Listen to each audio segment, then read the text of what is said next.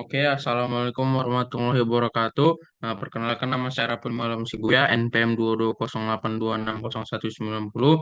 Jadi, di sini saya akan menjelaskan blok dermatologi tentang sifilis. Jadi, definisi dari sifilis terlebih dahulu itu merupakan infeksi menular seksual yang disebabkan oleh bakteri Treponema pallidum. Jadi, penyebab dari sifilis ini karena bakteri Treponema pallidum.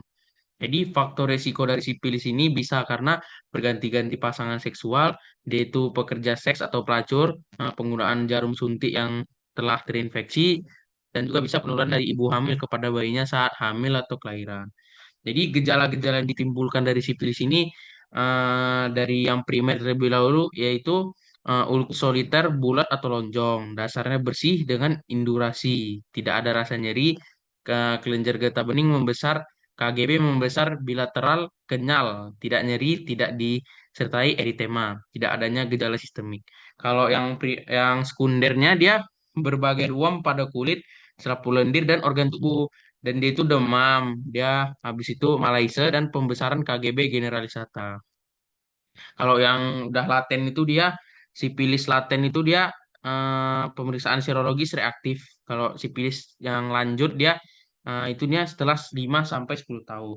Kalau yang tersiernya itu khasnya itu ada guma. Guma itu infiltrat sirkum rib kronis, lunak dan destruktif. Jadi patogenesis dari sifilis ini karena infeksi dari Treponema pallidum masuk melalui membran mukosa dan kulit yang luka sehingga menyebabkan itu KGB dan menyebabkan aliran darahnya itu ke seluruh organ tubuh itu tidak lancar dan menyebabkan bakteri masuk ke ruang intersisial jaringan dan terjadilah infeksi sipilis. Jadi cara mendiagnosa sipilis ini bisa kita lakukan anamnesis. Biasanya itu kita bisa tanyakan keluhan dan gejalanya. Biasanya itu gejalanya kayak eh, rasa tidak nyaman di bagian adanya bengkak di bagian penisnya KGB. Nah, jadi bisa kita tanya keluhan dan gejalanya. Bisa juga kita tanya riwayat pasangan seksualnya dan orientasi seksualnya bagaimana. Kalau dari pemeriksaan fisiknya itu kita bisa temukan kalau primer 3 sampai 4 minggu itu adanya ulkus bentuk bulat atau lonjong, tidak nyeri, dasar bersih, soliter dan berbatas tegas. Kalau yang udah sekunder itu 4 sampai 5 minggu tuh pemeriksaan fisik yang ditemukan itu ada likenoid pada kulit kepala, peci alopecia. Habis itu mukosa mulutnya itu ulkus dangkal, nyeri. Nah, adanya area lipatan atau lembab itu adanya kondiloma lata dan pembesaran KGB generalisata.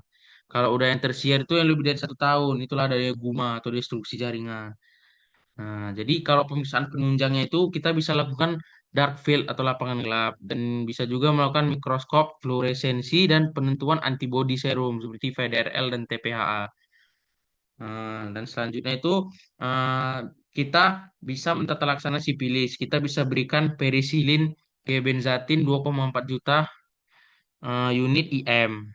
Selanjutnya bisa juga kita berikan penisilin G procaine dalam aqua 600.000 UI selama 10 sampai 14 hari. Nah, komplikasi dari sipilis ini bisa menyebabkan meningitis, stroke, neurologis, aortitis regurgitas aorta, dan kardiovaskular. Jadi, edukasi yang kita berikan kepada sipilis ini adalah informasi mengenai penyakit sipilis, yaitu penyakit DMS, dan informasi mengenai sumber penularan. Jadi, tidak bolehnya gonta-ganti pasangan. Selanjutnya, inilah referensi yang saya gunakan. Mungkin sekian yang saya bisa sampaikan. Assalamualaikum warahmatullahi wabarakatuh.